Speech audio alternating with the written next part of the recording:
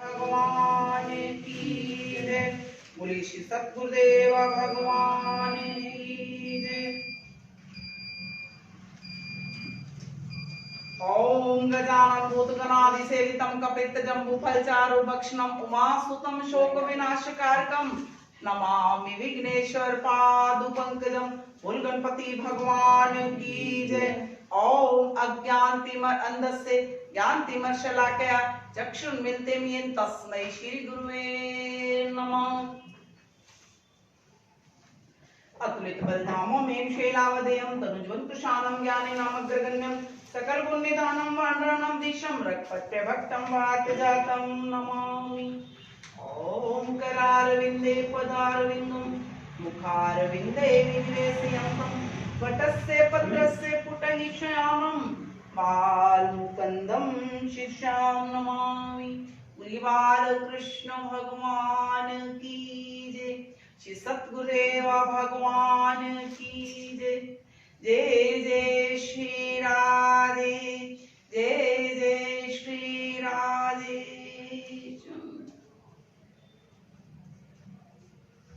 राधे मेरी स्वामी और मैं राधे को दास, जन्म जन्म मोहे दीजियो श्री वृंदावन को वास। जन्म जन्म मोहे दीजियो श्री वृंदावन को वास। राधा रानी सरकार की जय। आज दसम स्कंद ठाकुर जी का प्राकट्य दिवस। परीक्षित कहते हैं आकाशवाणी को सुनकर सब देवता बहुत प्रसन्न हुए और अपने अपने धाम को लौट गए। पृथ्वी भी अपने स्थान को चली गई। श्री नारायण के आज्ञानुसार सब देवता मुनि किन्नर तथा गंधर्व आदि अपनी अपनी स्त्रियों सहित ब्रज में जन्म लिया। वे मथुरा और वृंदावन आदि यदुवंशी तथा ग्वाल बाल कहलाए। ब्रह्मा जी की आज्ञा से चारों वेदों की ऋचाओं ने गोपियां बनकर जन्म लिया। इतनी कथा कहती हैं। हे परीक्षित, अब हम देवकी के विवाह का वृत्तांत कहते सुनो। उग्रसेन के भाई देवक की 6 कन्याएं तथा 4 पुत्र थे। वे अपनी सभी कन्याओं का विवाह वासुदेव जी के साथ कर दिया। जब उनके यहाँ देवकी नामक 7वीं पुत्री उत्पन्न हुई, तब देवताओं ने बहुत आनंद मनाया। राजा उग्रसेन के यहाँ कंस आदि 10 पुत्रों का जन्म हुआ। अस्तु जब देवकी विवाह करने योग्य हुई, तब देवक ने राजा कंस से आज्ञा लेकर उसका विवाह बड़ी धूमधाम के साथ वसुदेव जी के साथ किया। जिस समय वसुदेव जी का विवाह करने के लिए आए, उस समय कंस ने अपने पिता तथा चाचा के साथ उनकी अगवानी तथा हर प्रकार की आदर सत्कार किया। देवक ने वासुदेव जी के 15 शस्त्र घोड़े, 4 शस्त्र हाथी, 1800 रथ, 200 दास दासियां और बहुत से वस्त्र आभूषण दिए और दहेज में बराती आदि सबको बहुत सा दान दक्षिणा दिया। गोविंद मेरो है, गोपाल मेरो है, गोविंद मेरो है, गोपाल मेरो हो श्री पाके बिहारी नंदलाल मेरो है, नंदलाल मेरो है, गोपाल मेरो है, नंदलाल मेरो है, गोपाल मेरो ओ श्री पाके बिहारी नंदलाल मेरो। ओ देव और देवकी को मथुरा से दूर बाहर निकाल लाया। तब आकाशवाणी हुई, अरे कंस, तू जिस देवकी को बड़ी प्रसन्नता पूर्वक पहुंचाने जा रहा है, उसके गर्भ से जन्म लेने वाला 8वां बालक के हाथों तेरी मृत्यु हो गई। ये सुनकर कंस ने विचार किया, अपने प्राणों से अधिक तो कोई भी प्यारा नहीं होता। मुझे देवकी को अभी मार डालना चाहिए। जब यही नहीं रहेगी तो इसके गर्भ से बालक कैसे उत्पन्न होगा। ये निश्चय कर कंस ने रथ के भीतर बैठी देवकी के बाल पकड़कर नीचे उतार लिया। तलवार द्वारा उसका शीश काटने की इच्छा कर क्रोध से दांत पीसता हुआ इस प्रकार बोला, हे देवकी, जिस वृक्ष में विष के समान फल लगे उस वृक्ष को ही काट देना चाहिए। फल लगने से पहले उसकी जड़ को काट देना चाहिए। अतः मैं तुझे मारकर निर्भय होकर राज्य करूंगा। उस समय वसुदेव ने राजा कंस के हाथ जोड़कर इस प्रकार प्रार्थना की, हे राजन, संसार में आपके समान प्रतापी और बलवान कोई भी नहीं। अतः आपको शूरवीर होते हुए एक स्त्री का वध करना अनुचित है। स्त्री वध करने वाले नरक में पड़ते हैं। इस संसार में जो शरीर के लिए चाहे जितने उपाय किए जाएं, परंतु वह सदैव स्थिर नहीं रहता। संसार में केवल यश अपयश ही स्थिर रहता है। वासुदेव जी के ऐसे वचनों को सुनकर कंस ने कहा, हे वसुदेव, आकाशवाणी तुमने भी सुनी है। तुम मुझे देवकी को मार लेने दो, मैं तुम्हारा विवाह किसी दूसरी कन्या से कर दूंगा, क्योंकि जब तक ये नहीं मरेगी तब तक मेरी चिंता दूर नहीं होगी। कंस के ऐसे वचनों को सुनकर तथा ब्राह्मणों और ऋषियों ने इस प्रकार कहा, हे राजन, वेद शास्त्रों में बहन को मारना अति पाप है। जब कंस ने उसकी बात नहीं मानी तब वसुदेव ने विचार किया कि कंस ने उनकी बात नहीं सुनी, तो वसुदेव ने विचार किया कोई तो ऐसा उपाय करना चाहिए जिससे देवकी के प्राण बच सके। तब कुछ सोचने के उपरांत वासुदेव ने कंस से कहा, हे राजन, आप मेरी प्रार्थना सुने। आकाशवाणी के अनुसार देवकी के गर्भ में उत्पन्न आठवें बालक आपका शत्रु होगा। देवकी से आपको कोई भय नहीं होना चाहिए। इसलिए ये मैं प्रतिज्ञा करता हूँ, देवकी के गर्भ से जो बालक उत्पन्न होगा उसे मैं आपके पास पहुंचा दूंगा। वसुदेव की बात स्वीकार करके कंस ने देवकी को छोड़ते हुए इस प्रकार कहा, हे वसुदेव, तुमने मुझे अपराध करने से बचा लिया। अब तुम अपनी प्रतिज्ञा का सिमरन रख अपने घर को चले जाओ। तत्पश्चात वसुदेव देवकी अपने घर चले गए। कंस भी अपने राजभवन में लौट आया। कुछ समय बाद देवकी के गर्भ से एक बालक ने जन्म लिया। वासुदेव ने उस रोते हुए बालक को कंस के सामने लाकर रख दिया।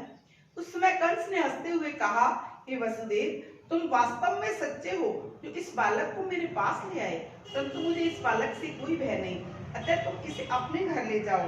ये सुनकर वसुदेव उस बालक को लेकर अपने घर चले गए। हे प्रेक्षित, उस समय नारद जी राजा कंस के पास जा पहुंचे। कंस के सम्मान पूर्वक बिठाकर उनके चरण धोए, पूजन किया। उस समय नारद जी ने कंस से इस प्रकार कहा, हे राजन, तूने वासुदेव के बालक को लौटा क्यों दिया? क्या तू ये नहीं जानता, वसुदेव की सेवा करने के लिए सब देवता एवं ऋषियों ने मथुरा तथा गोकुल में जन्म लिया है। तेरे पिता आदि सब यदुवंशी देवताओं के अवतार हैं। ये सब तुम्हारे शत्रु हैं। इतना कहकर नारद जी ने पृथ्वी पर 8 रेखाएं खींचकर उन्हें कंस को दिखाते हुए गिनवाया, तो दोनों ओर से प्रत्येक रेखा अंतिम 8वीं रेखा होती है। उस समय नारद जी ने कंस को इस प्रकार फिर समझाया, कि राजन, जिस प्रकार इनमें से कोई भी रेखा 8वीं हो सकती है, उसी प्रकार तुझे भी ये नहीं मालूम कि देवकी के 8 पुत्रों में से किसी पुत्र द्वारा तेरी मृत्यु हो सकती है। नारद जी चाहते थे कि जितना पाप करेगा परमात्मा उतना जल्दी आएगा, कि और पाप करे।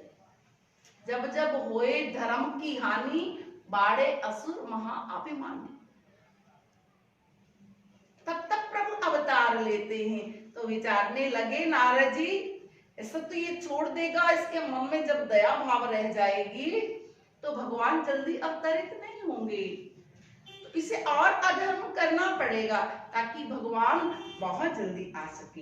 हे राजन, जिस प्रकार इनमें से कोई भी रेखा 8वीं हो सकती है, उसी प्रकार तुझे भी ये नहीं मालूम कि देवकी के 8 पुत्रों में से किस पुत्र द्वारा तुम्हारी मृत्यु होगी। इतना कहकर जब नारद जी चले गए तो कंस ने उसी समय वासुदेव जी को उस बालक से फिर बुलवाया। तदंतर कंस ने उस बालक को पृथ्वी पर पटक कर मार डाला। वसुदेव और देवकी कैद करके बंदी गृह में डाल दिया। माता पिता द्वारा समझाए जाने पर कंस ने उत्तर दिया कि मैं देवकी के सभी पुत्रों को अवश्य मारूंगा।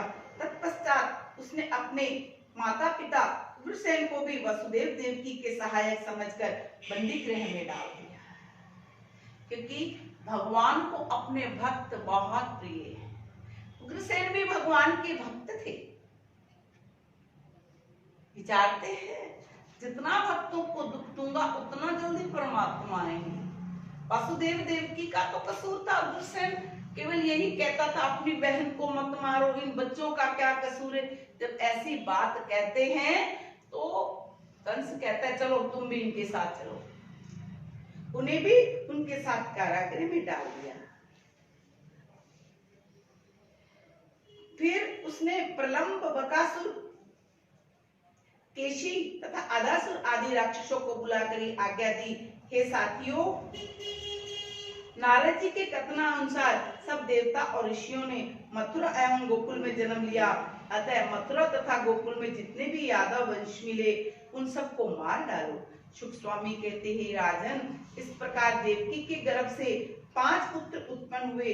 उन सबको वासुदेव जी ने अपनी प्रतिज्ञा अनुसार कंस के पास पहुंचा दिया। कंस ने उन सबको मार डाला। कंस की आज्ञा पाकर प्रलंब, बकासुर आदि राक्षसों ने मथुरा में जितने भी यदुवंशियों को पाया उन सबको बांधकर कंस के पास पहुंचा दिया। कंस ने उन सभी को किसी न किसी तरह से मार डाला। जो यदुवंशी बचे वह मथुरा छोड़कर अपने परिवार सहित पंचाल आदि देशों में जाकर रहने लगे।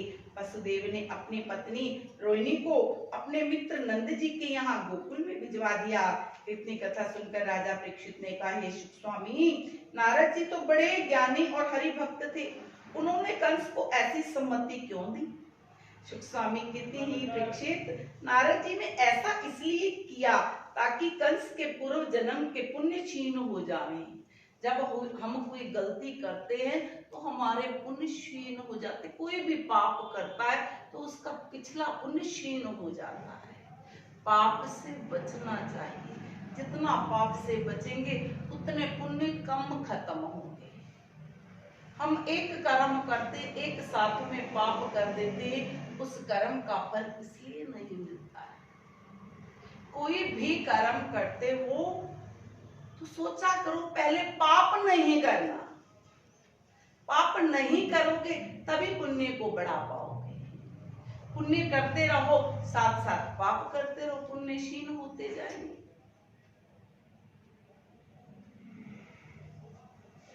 अगर पुण्य को बढ़ाना है तो सबसे पहले पाप कम करो। पाप कैसे करते? आंख से, मन से। हम मुंह से किसी को गाली नहीं देते, लेकिन मन में किसी के लिए दुर्विचार रखते, वो सबसे बड़ा पाप होता है। उसका भी भुगतान भोगना पड़ता है। दुर्विचार नहीं होना चाहिए। जो हो रहा है मेरे प्रभु की इच्छा है, उसने ऐसा किया तो मेरे प्रभु ने ऐसा करवाया होगा, इसमें उसका कोई कसूर नहीं। लेकिन हम कहते हम तो संसारी, हम तो ऐसा नहीं कर सकते। अपने मन को ही समझाना है, इस मन को ही मारना है। जब हम अपने मन को मार लेते, मन को समझा लेते, तो वो हमसे दूर है ही नहीं। से बार बार प्रभु के आगे प्रार्थना किया करो, मेरे मन भोले भाले रे, मेरे मन सीधे साधे रे, प्रभु नाम गावो रे, प्रभु नाम गावो रे, जन्म जन्म के सारी, जन्म जन्म के सारी बिगड़ी बनाओ रे, बिगड़ी बनाओ रे, मेरे मन भोले भाले रे, मेरे मन सीधे साधे रे, हरि नाम गावो रे, प्रभु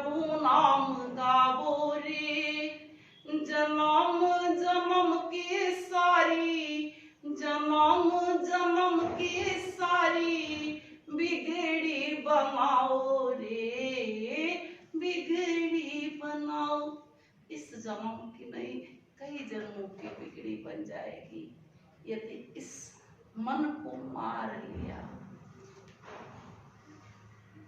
इस मन को मारा, किस किसने मारा इस मन को?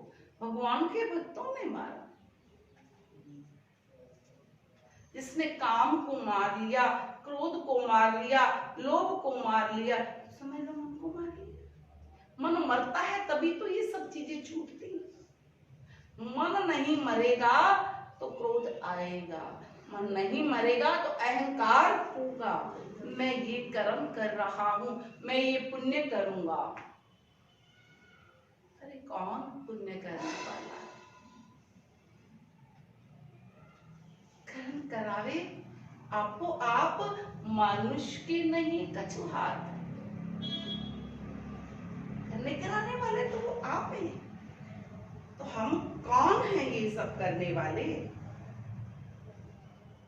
शुक स्वामी कहते हैं, राजन, देवकी के गर्भ से 5 पुत्र उत्पन्न हुए। उन सबको वासुदेव जी ने अपनी प्रतिज्ञा अनुसार कंस के पास पहुंचा दिया। कंस ने सबको मार डाला। प्रलंब, बकासुर आदि राक्षसों ने पृथ्वी पे जितने भी यदुवंशियों को पाया, सबको बांधकर कंस के पास पहुंचाया। वासुदेव जी ने अपनी पत्नी रोहिणी को अपने मित्र नंद जी के यहाँ गोकुल में भिजवा दिया।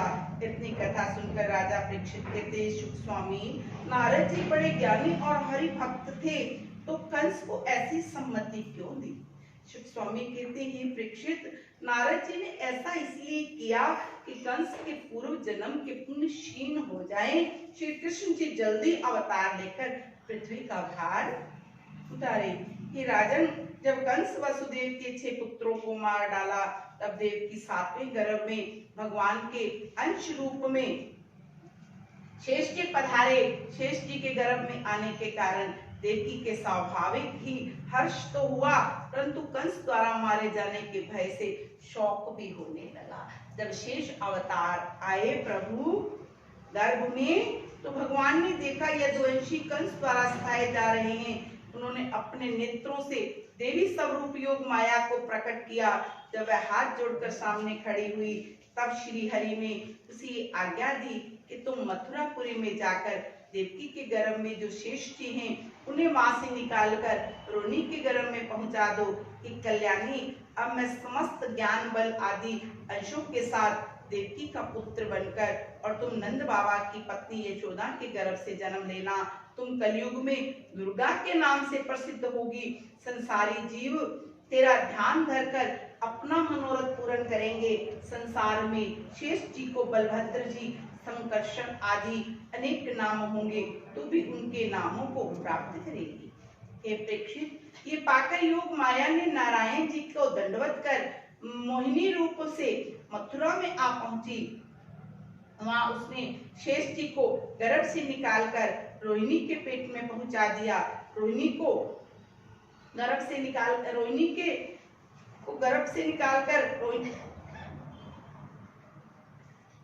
पहुंचा दिया। रोहिणी को इस संबंध में कुछ पता भी नहीं चला। फिर योग माया ने वसुदेव और देवकी को ये स्वप्न दिया, मैंने तुम्हारे गर्भ से बालक को निकालकर रोहिणी के पेट में पहुंचा दिया है। इस स्वप्न को देखकर वसुदेव देवकी जाग गए और परस्पर ये बात करने लगे, श्री नारायण ने ये बहुत अच्छा किया। हम इस गर्भपात का हाल कंस को के पास कह देना चाहिए। ये निश्चित कर वासुदेव जी ने कारागृह के एक रक्षक द्वारा कंस के पास गर्भपात होने का समाचार कहलवा दिया। उसे सुनकर कंस प्रसन्न होकर सेवक को आज्ञा दी कि 8वें गर्भ का समाचार मुझे जल्दी ही देना होगा। इतने कथा कहकर शुक स्वामी कहते हैं, हे परीक्षित, श्रावण कृष्ण चतुर्दशी बुधवार को बलभद्र जी ने रोहिणी के गर्भ से गोकुल में जन्म लिया था। योग माया ने यशोदा के पेट में जाकर स्ववास किया। उधर भगवान श्री वैकुंठनाथ वासी देवकी के गर्भ में जा पहुंचे। हे राजन, देवकी का 8वां गर्भ ठहरा। उस समय कंस ने बंदी गृह के चारों ओर और भी बड़े बड़े राक्षसों को खड़ा कर दिया। पहले से अधिक पहरा बिठा दिया और वसुदेव से कहा कि तुम अपने हृदय में किसी प्रकार का कपट ना रखना। जैसे ही 8वां बालक उत्पन्न हो उसे मेरे यहाँ पहुंचा देना, क्योंकि तुम्हारे कहने पर ही मैंने देवकी के जीव छोड़ा था। दूसरे दिन फिर बंदी गृह में पहुंचकर देवकी के मुख को देखकर इस प्रकार कहने लगे, इस बार जैसा इसका मुख पर प्रकाश दिखाई देता है वैसा अन्य किसी गर्भ में नहीं होता था। देखिए, जैसे जैसे भगवान का प्राकट्य होना है, कंस और अधिक चिंता करने लगा कि मेरा मारने वाला आ रहा है। वो दिन रात 8वां गर्भ है, ये मेरा काल है। इतना ध्यान, चाहे वो शत्रु भाव से था, दिन रात भगवान का नाम उच्चारण होता है।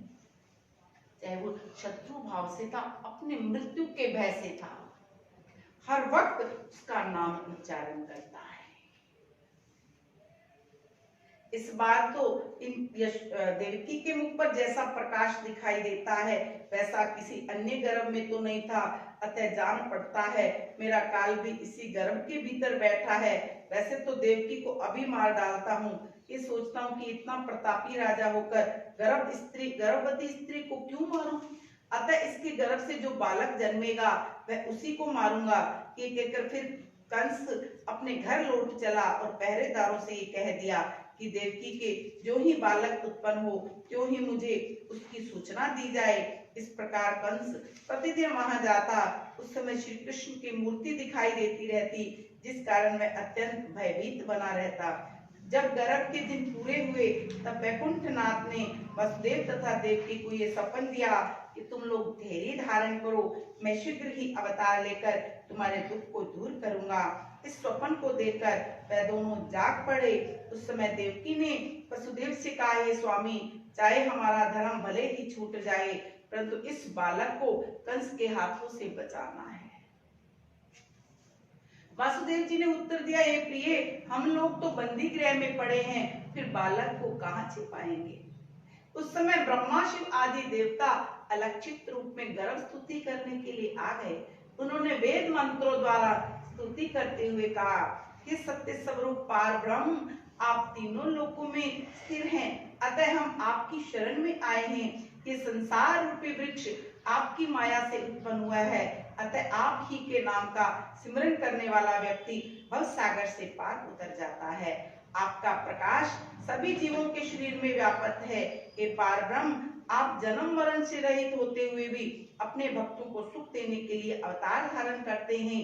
हे प्रभु, जिस प्रकार आप मत्स्य, कच्छप आदि अवतार ग्रहण किए, उसी प्रकार अब आपकी पृथ्वी को भार उतारने के लिए यदुकुल में अवतार लीजिए तथा राक्षसों का संहार करके अपने लीला चरित्र द्वारा भक्तों को आनंद प्रदान कीजिए। इस प्रकार जब गर्भ की स्तुति की देवताओं ने आकाशवाणी हुई, हे वसुदेव देवकी, हम लोग जिनका दर्शन प्राप्त करने के लिए त्रिभुवन में घूमते रहते हैं, वह आदि निराकार पुरुष आपके यहाँ अवतार ले रहे हैं। पृथ्वी का बोझ उतारकर सब लोगों को सुख देंगे। तुम्हारी कृपा से हम लोगों को भी उनका दर्शन प्राप्त हो सकेगा। अब तुम कंस से भयभीत मत हो, उसकी मृत्यु निकट आ पहुंची है। इस प्रकार आकाशवाणी सुनकर वासुदेव देवकी को अत्यंत आश्चर्य हुआ। तद उपरांत उन्होंने ये विश्वास करेंगे। तदंतर उन्होंने ये विश्वास किया कि नारायण जी शीघ्र अवतार लेकर हमारे दुख को दूर करेंगे। शुक स्वामी कहते हैं, परीक्षित, जब त्रैलोक्यनाथ जी का जन्म का समय आया, उस समय वृक्षों में ऋतु तथा बिना ऋतुओं के फूल एवं फल लद गए। सभी नदी नाले जल से परिपूर्ण हो गए। पक्षी चहचहाने लगे। साधु संतों के हृदय प्रसन्न हो गए। देवता हर्षित हो गए। मथुरापुरी पर पुष्प वर्षा कर उठे।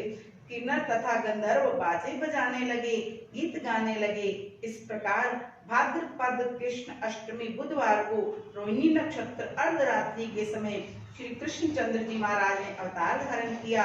उनका चतुर्भुज रूप अत्यंत सुंदर, कानों में मकरार कुंडल शोभायमान है, हाथों में शंख चक्र तथा गदा पदम शोभा पा रहे हैं। हे परीक्षित, इस प्रकार नारायण ने जब चतुर्भुज रूप से वसुदेव देवकी को अपना दर्शन दिया, तब उन्होंने नारायण जी की अवतार समझकर ऐसा रोम रोम खिल गया। उन्होंने उसी समय ब्राह्मणों को 10,000 गौ देने का संकल्प ले लिया तथा भगवान को दंडवत करते हुए कहा, है त्रैलोक्याधिपति, हम आपके चरणों की वंदना करते हैं। आपकी स्तुति करने की सामर्थ्यता ब्रह्मा में नहीं है, शारदा में नहीं है। हम आपकी स्तुति क्या कर सकते हैं? हे प्रभु, आप गो ब्राह्मण तथा हरि भक्तों के दुख पाने पर पृथ्वी का भार उतारण करने के लिए अवतार धारण करते हैं। हमारे धन्य भाग हैं जो आपने अपना दर्शन देकर हमें जन्म मरण के बंधन से छुड़ा दिया।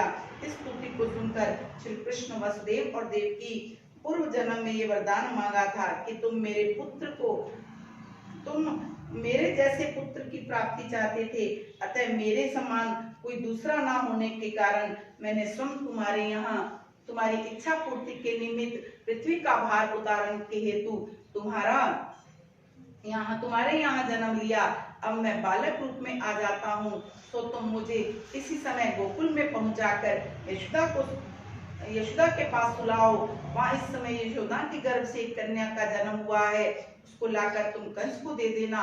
नंद यशोदा ने भी पूर्व जन्म में मेरी बाल लीलाओं देखने के लिए तपस्या की थी, तो मैं कुछ दिन वहां रहकर उनकी कामना पूर्ण करूंगा। तत्पश्चात कंस को मारकर तुमसे आ मिलूंगा। इतना कहकर नारायण बाल रूप होकर रुदन करने लगे। बोले बाल कृष्ण भगवान की जय, श्री सद्गुरुदेव भगवान की जय। बहारो फूल बरसावो मेरे भगवान आए हैं, मेरे भगवान आए हैं। ये कोयल मीठे स्वर गावो मेरे भगवान आए हैं, मेरे भगवान आए।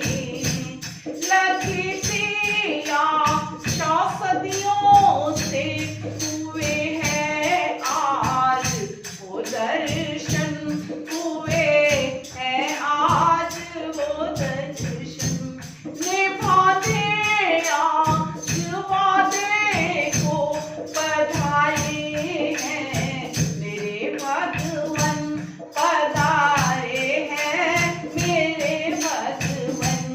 ये कोयल मीठे स्वर गावो मेरे घनश्याम आए हैं, मेरे घनश्याम आए। बहारो फूल बरसावो मेरे घनश्याम आए हैं, मेरे घनश्याम आए। ये कोयल मीठे स्वर गावो मेरे घनश्याम आए हैं, मेरे घनश्याम आए। बोलिए बाल कृष्ण भगवान की जय। देवकी ने श्री हरि के दर्शन का ज्ञान स्वप्न समझ इसके पश्चात उन्होंने कृष्णचंद्र जी को उठाकर अपने हृदय से लगाया।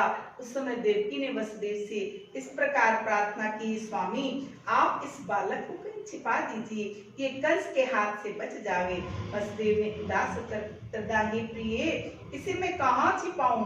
ये कहकर देवकी हाथ जोड़कर बोली, हे पति, गोकुल में अपनी पत्नी रोहिणी तथा मेरी सखी यशोदा, आपके मित्र नंद जी रहते हैं, वे लोग इस बालक का लालन पालन व रक्षा करेंगे।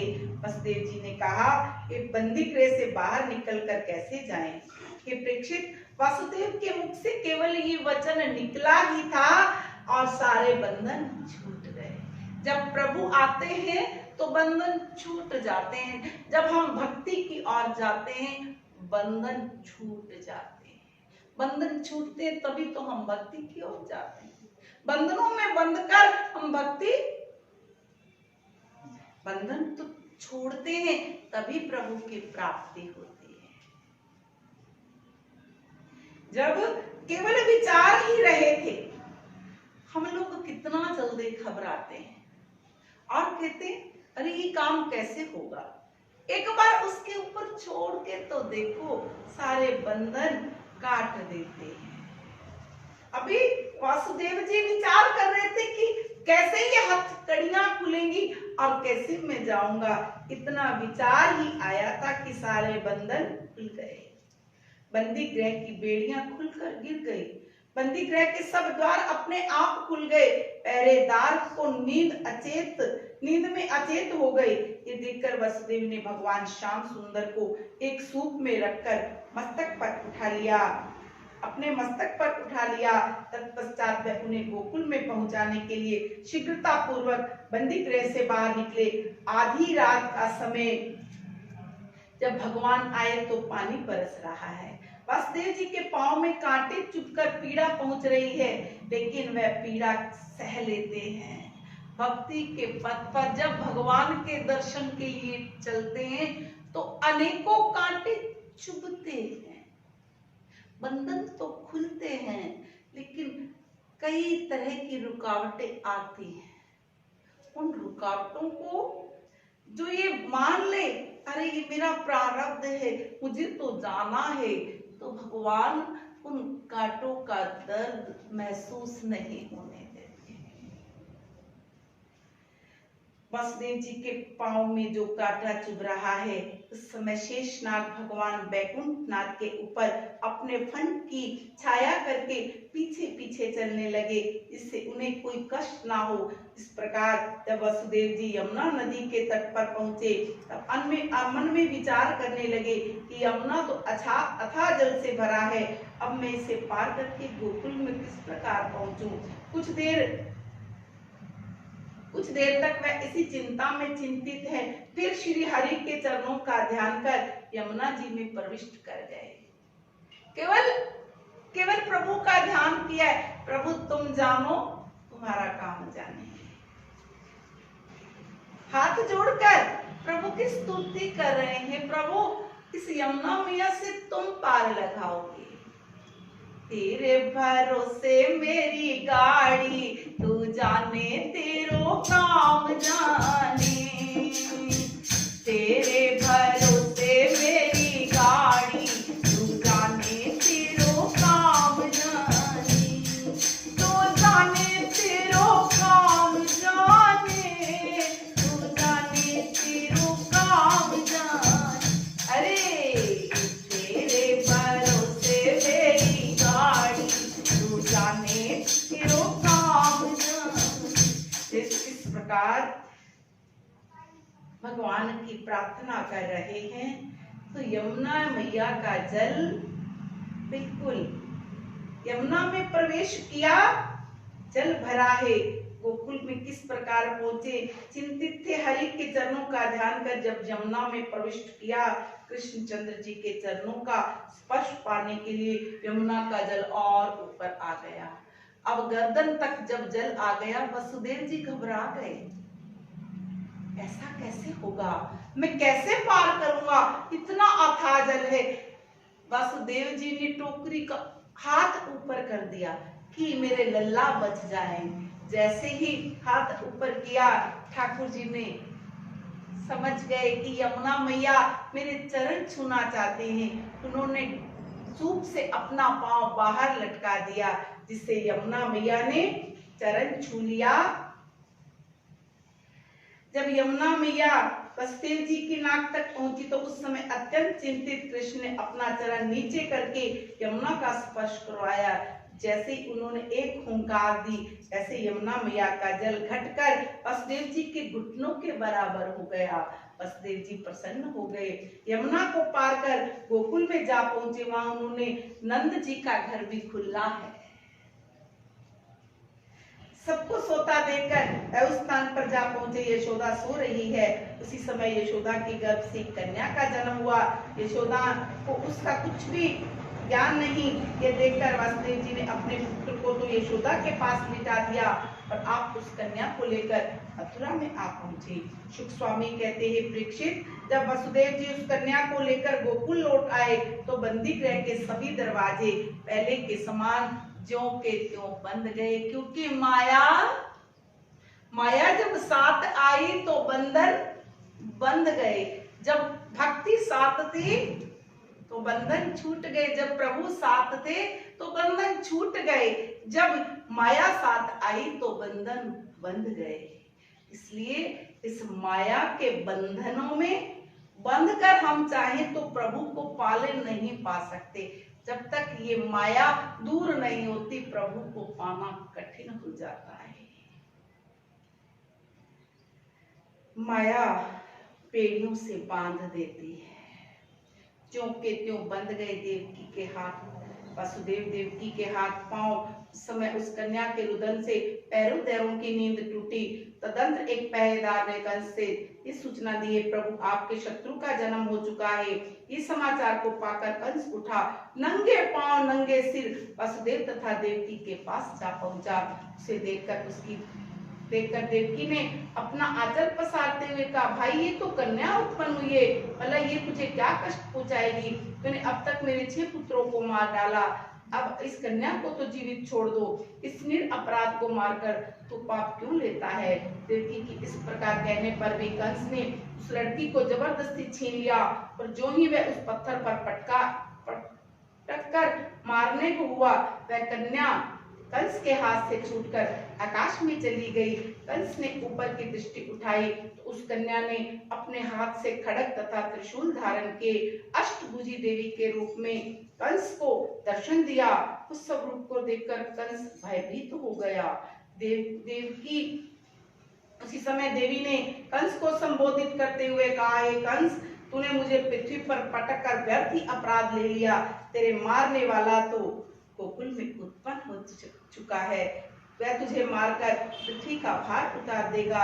हे परीक्षित, योग माया देवी के मुख से ऐसे वचन सुनकर कंस के मन में विचार हुआ, हमने वसुदेव देवकी को कष्ट देकर उनके पुत्रों को मारकर व्यर्थ ही अपराध लिया। अब मैं अपना दुख किससे कहूँ?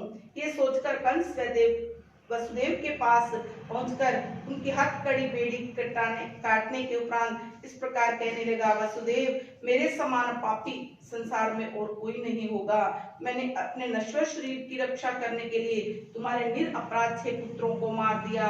जिन देवताओं ने ये कहा था देवकी के 8वें गर्भ से पुत्र होगा, वह भी झूठे सिद्ध हुए।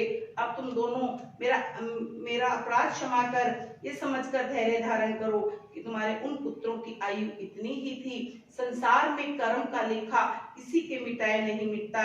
ज्ञानी पुरुष मरण तथा जीवन को बराबर समझते हैं। अहंकारी लोग शत्रु मित्र का भेद देखते हैं। सच पूछा जाए तो ये आत्मा अमर है, इसका कभी विनाश नहीं होता। वासुदेव ने कंस के इस प्रकार कहा, हे राजन, तुम्हारा कथन सत्य है।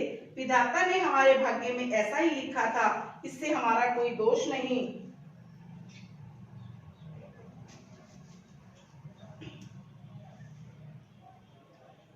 इससे तुम्हारा कोई दोष नहीं। ऐसा वचन सुनकर कंस प्रसन्न हो वासुदेव देवकी को अपने घर लिवा ले गया। तदुपरांत उन्होंने उत्तम वस्त्र पहनाकर उनके स्थान पर पहुंचा दिया। वसुदेव देवकी ने घर पहुंचकर ब्राह्मणों तथा याचकों को गो वस्त्र अन्न धन आदि बहुत सा दान दिया। हे परीक्षित, इस घटना के दूसरे दिन कंस ने राजसभा में बैठकर अपने मित्र मंत्री राक्षसों से कहा, हे साथियों, हमें देवी ने ये बताया कि तेरे मारने वाला अन्यत्र उत्पन्न हो चुका है। देवताओं ने हमारे साथ झूठ कहा। देवकी के गर्भ से उत्पन्न 8वां बालक तुम्हारी मृत्यु का कारण बनेगा। अब तुम लोग देवताओं को मार डालो। कंस के ऐसे वचन सुनकर तृणाव्रत, प्रलंब आदि राक्षसों ने कहा, हे दया निधान, देवता लोग तो जन्म से ही दरिद्र हैं, उन्हें मारना क्या कठिन बात है। ब्रह्मा 8 पहर पूजा पाठ में लगे रहते हैं। शिव जी इलाव्रत में रहकर पार्वती के साथ भोग विलास में मगन है। इंद्र में इतनी शक्ति नहीं वह आपका सामना कर सके। नारायण भी क्षीर समुद्र में रहकर लक्ष्मी के साथ भोग करते हैं। अतः वह क्या युद्ध करेंगे? कंस ने कहा, नारायण ने हमें मारने के लिए कहीं अवतार लिया है, अब मैं उसे कहाँ पाऊं ताकि युद्ध में उसे मार सकूं। राक्षस बोले, हे पृथ्वीपति, इस बात का पता नहीं चल रहा आपको मारने वाला बालक कहाँ उत्पन्न हुआ है, अतः इन दिनों जहाँ पर भी बालक उत्पन्न हुए हैं उन सबको मार डालो। ऐसा करने से वह बालक भी कहीं ना कहीं अवश्य मारा जाएगा। जितने ब्राह्मण ऋषि मुनि हैं सबको मार डालना, क्योंकि ऐसा करने पर नारायण उनकी सहायता करने के लिए अवश्य प्रकट होंगे। ये परीक्षित, अपने मंत्रियों की ये सम्मति कंस को पसंद आई। उसने ब्राह्मण ऋषि मुनियों छोटे बालकों को मारना आरंभ किया। राक्षस लोग हरि भक्त छोटे छोटे बालकों को ढूंढ ढूंढ कर मारते हैं। राजन, साधु महात्माओं को कष्ट पहुंचाने से मनुष्य का धन, धर्म, आयु तथा बल क्षीण हो जाता है। अतः इन अत्याचारों के कारण राजा कंस के पूर्व जन्मों के पुण्य भी नष्ट हो गए हैं। देखिए, अब अपने यहाँ पर एक संत को मारा, अपने शास्त्रों में लिखा है जो संत को मारता है धर्म, धन और आयु तीनों खत्म हो जाते हैं, और जितना भी जिंदगी में पुण्य किया वह सब खत्म हो जाता है। शुक स्वामी कहते हैं, परीक्षित, जब वसुदेव जी कृष्णचंद्र यशोदा के पास लाकर गोकुल में लौटे तो यशोदा ने नींद खुलने पर बालक को देखा। नंद जी को बुलाकर ये कहा कि तुम्हारे यहाँ पुत्र उत्पन्न हुआ है। तत्पश्चात नंद यशोदा ने अनमोल गुब्बारा तोड़ दो। नंद यशोदा ने वेद विधि से नांदी मुख शाक करके ब्राह्मण याचकों को दान दिया, और इस मंगलमय समाचार को सुनकर सभी गोपी ग्वालों ने अपने घर में मंगलाचार प्रारंभ किया। ब्राह्मणों को गो आदि दान दिया। ऋषि का ढोलक बजाओ। नंद के आनंद भयो जय कन्हैया लाल की, नंद के आनंद भयो जय कन्हैया लाल की, नंद के आनंद भयो जय कन्हैया लाल की, हाथी घोड़ा पाल की जय कन्हैया लाल की, हाथी घोड़ा पाल की जय कन्हैया लाल की, जय कन्हैया लाल की, हाथी घोड़ा पाल की जय कन्हैया लाल की, हाथी घोड़ा पाल की। जब गोपियों ने सुना तो गोपियां नंद भवन में आकर क्या गाती हैं? लाला की सुन के मैं आई, यशोदा मैया दे दो बधाई। लाला की सुन के मैं आई, यशोदा मैया दे दो बधाई। दे दो बधाई मैया, दे दो बधाई, दे दो बधाई मैया, दे दो बधाई। लाला की सुन के मैं आई, यशोदा मैया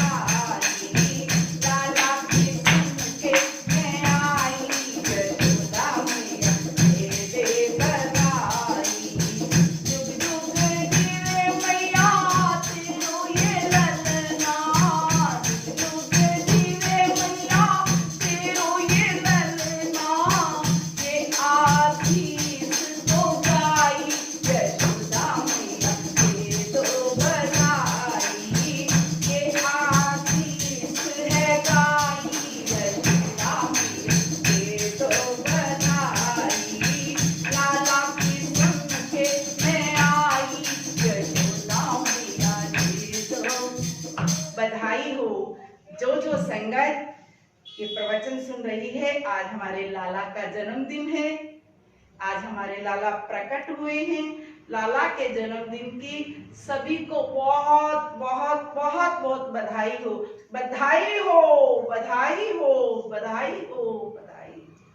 बोल बाल कृष्ण भगवान की, श्री सतगुरुदेव भगवान की। ये बंद करो, तीनों जने